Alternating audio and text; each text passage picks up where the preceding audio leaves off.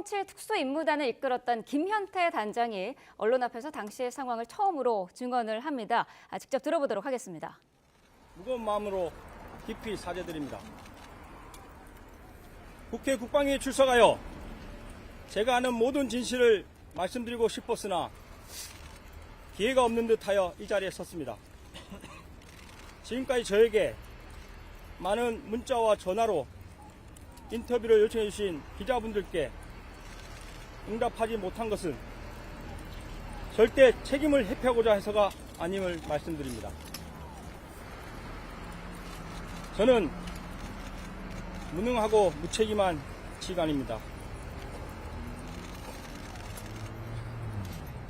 부대원들을 사지로 몰았습니다. 전투에서 이런 무능한 명령을 내렸다면 저는 사망했을 것입니다. 지금 부대원들이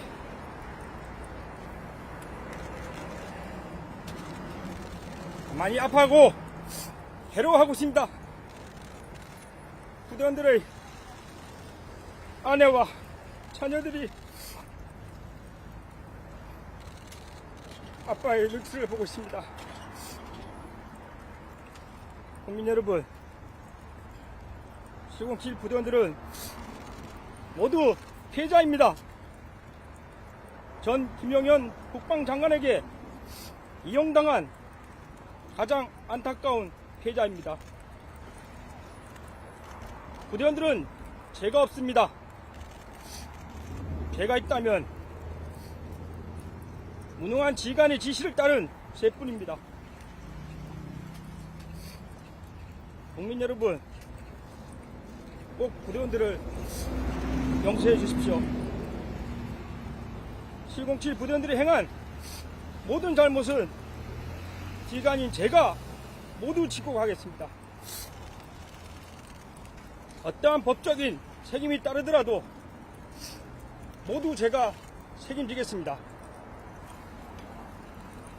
민주주의, 법치주의 국가의 군인으로서 잘못에 대한 모든 책임을 다하고 스스로 죄를 물어 사랑하는 군을 떠날 것입니다. 꼭 그렇게 되도록 국민 여러분께서 도와주십시오. 부대원들에게 국회의사당으로 출동하라고 지시한 것이 접니다. 국회의사당에 난입한 197명의 현장 지휘관도 저입니다. 헬기를 타고 가장 먼저 국회에 도착한 것도 저이고 건물을 봉쇄하라고 지시한 것도 저입니다. 후문과 정문에서 몸싸움을 지시한 것도 저이고 창문을 깨고 건물 안으로 들어가라고 지시한 것도 저입니다. 건물 내에서 2차례에 걸쳐 진입 시도를 지시한 것도 저입니다. 이처럼 모든 책임은 저에게 있습니다. 다시 한번 간곡히 부탁드립니다. 부대원들은 이용당한 피해자입니다. 오직 국가와 국민을 위해 청춘을 바치고 있는 대한민국과 군과 평화를 사랑하는 여러분들의 아들과 딸입니다. 미워하십시오. 많이 원망하십시오. 하지만 절대 707 부대와 부대원들을 버리지 말아 주십시오.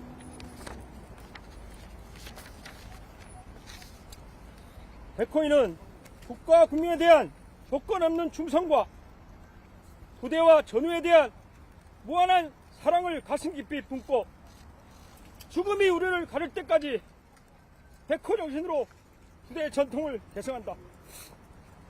하나, 나는 부대 임무에 최우선을 두고 행동하겠다.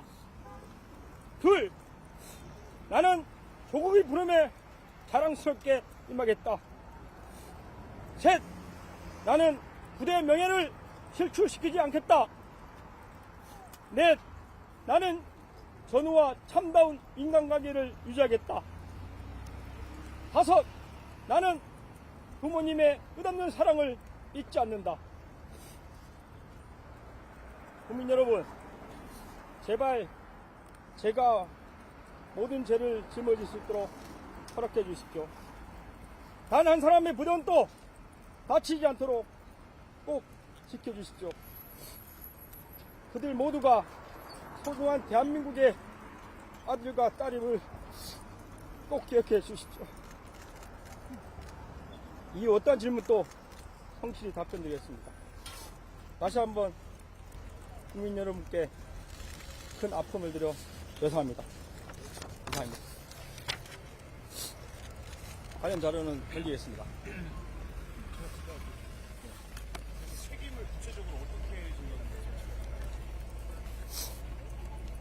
법적 책임을 진다는 뜻이었고, 제가 뭐 어떤 처벌이 내려질지는 잘 모르겠습니다. 하지만 군에서도 나름 규정이라는 것이 있고, 그리고 이제 법으로도 법이 있기 때문에 거기에 대한 책임 말씀드린 거고, 사실 그 계엄이라는 것을 TV로 보고 나서 직후에 사령관으로부터 전화를 받고 국회로 출동해라고 했을 때 저 역시 계엄에 대한 지식이 없었습니다.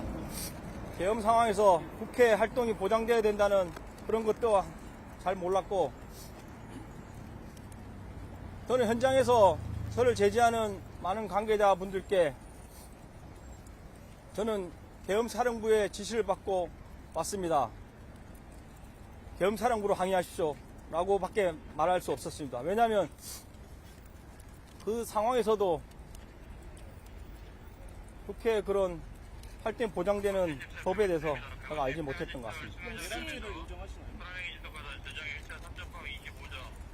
당시에는 뭐 상황을 몰랐기 때문에 그 행동을 했지만, 모르는 것 또한 저의 책임이라 생각하고 부대원들을 내란죄가 될 수 있는 위험에 맞들인 것을 사죄드리면서, 만에 하나 그 죄가 적용된다면 모든 부대원들의 죄를 제가 감수하겠습니다. 몇 시로부터 전화를 받고 맨 처음에 출동하신 거예요? 몇 시에 그 전화로 받으신 거예요? 제가 드린 내용에 나와는 있습니다. 저도 시간을 정확히 기억 못하나 이후에 TV를 보면서 나름대로 정리한 것은, 대통령 계엄령 발표가 10시 23분경으로 알고 있고, 저는 10시 30분이 좀 넘어서 사령관으로 전화 받은 걸 기억하고 있습니다. 지시 내용 구체적으로 기억나시나요? 의원을 끌어내라거나 아니면 우리 체포하라거나. 최초 지시는 바로 출동할 수 있냐고 물어봤습니다.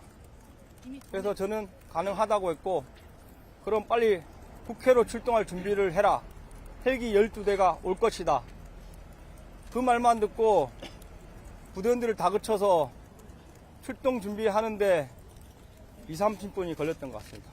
이미 전에 임무 대기 명령을 내렸다는 증언이 있는데. 예. 대기 명령은 사실 뭐 사령관도 정확히 계엄에 대해서는 몰랐던 것 같고, 저한테 연초부터 같이 서울 지역에 대한 동시다발 테러에 대해서 많은 대화를 나눴습니다. 그거는 순수한 서울에서 테러가 났을 때, 경찰의 능력이 초과했을 때, 테러 방지법이 나오는 군 대테러 특공대를 요청했을 때 어떻게 하겠냐는 것이었고, 거기 관련해서 저희가 올해 처음으로 헬기를 이용해서 노즐섬에 전개하는 훈련도 저 기억에 4, 5월이었던 것 같은데 실시했었습니다. 최근에는 그와 유사한 내용으로 최근 풍선 도발이다 여러 가지 이유로 북한에 의한 어떤 형태인지 모르겠지만 서울에 도발이 있을 것이라는 그런 내용으로 강조를 했습니다. 그리고 당일은 그 관련된 훈련을 하자고 했습니다. 그래서 저희 내부적으로 판단한 것은 설사 북한에 의한 도발일지라도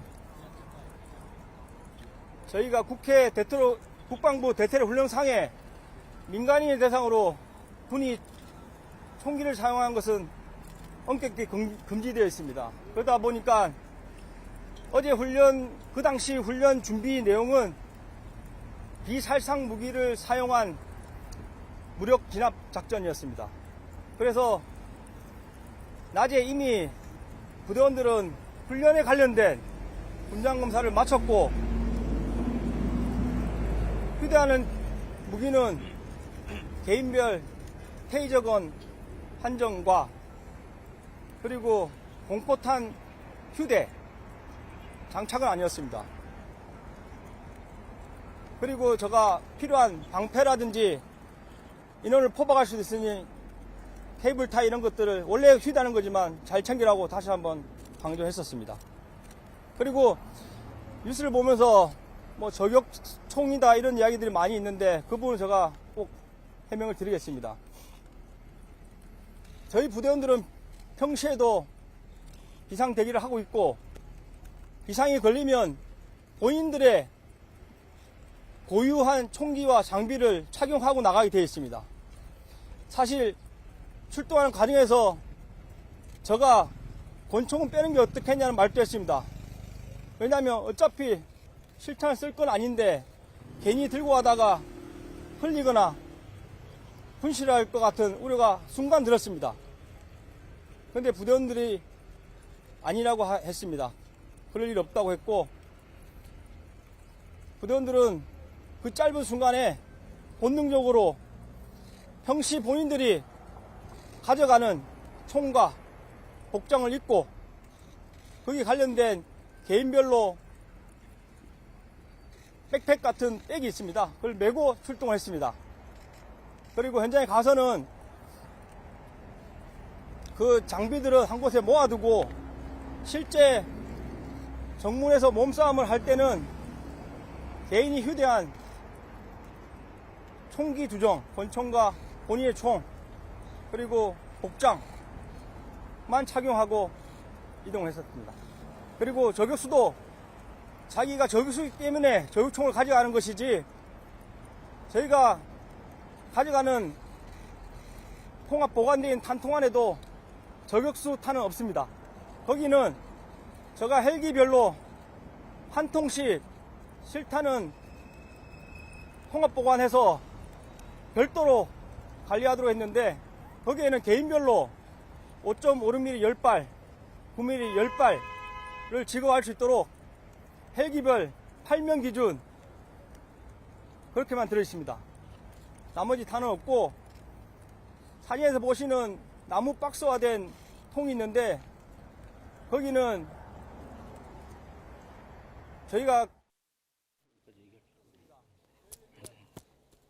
네. 김현태 707 특수임무단장의 회견 내용 들으셨습니다. 일단은 국민께 깊이 사죄한다고 밝혔고요. 자신은 무능한 지휘관이다. 만약에 전투에서 이런 무능한 명령을 내렸다면 전원이 사망했을 것이다 라면서 눈물을 흘렸습니다. 그리고 지금 대원들이 모두 힘들어하고 있고 국방장관에게 이용당한 피해자들이다라고 밝혔습니다.